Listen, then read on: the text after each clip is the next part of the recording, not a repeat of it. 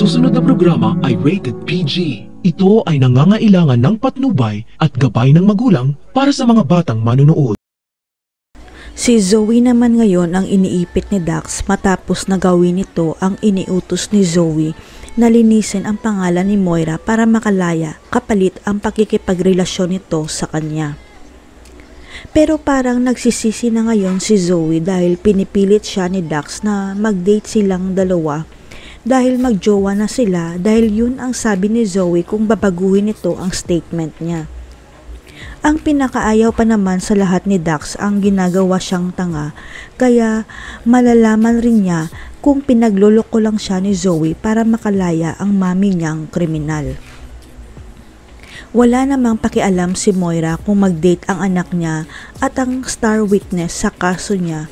Ang mahalaga malapit na siyang makalaya dahil sa pagsisinungaling ni Dax. Ang akala ni Zoe sa pagbisita niya kay Moira sa loob ng kulungan, matutulungan siya nito tungkol sa problema niya kay Dax pero si Moira pa ang nagsabi na sundin lang nito si Dax. Ang kinakatakutan ni Zoe na siya ang pinaghihinalaan ng lahat, lalo na si Giselle at si Justin na siya ang nag-impluwensya kay Dax na bumaligtad para makalaya si Moira.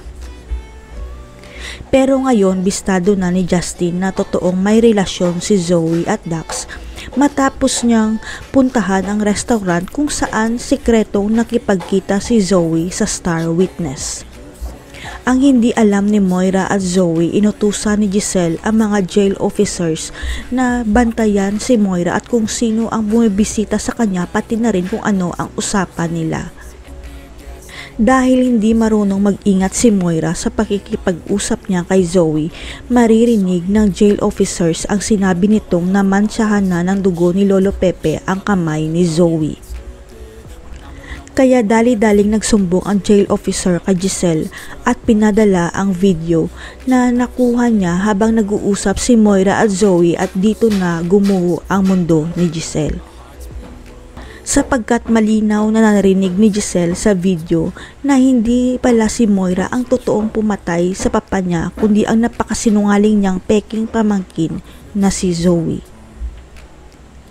Ilalantad kaya ni Giselle na si Zoe ang totoong pumatay kay Lolo Pepe?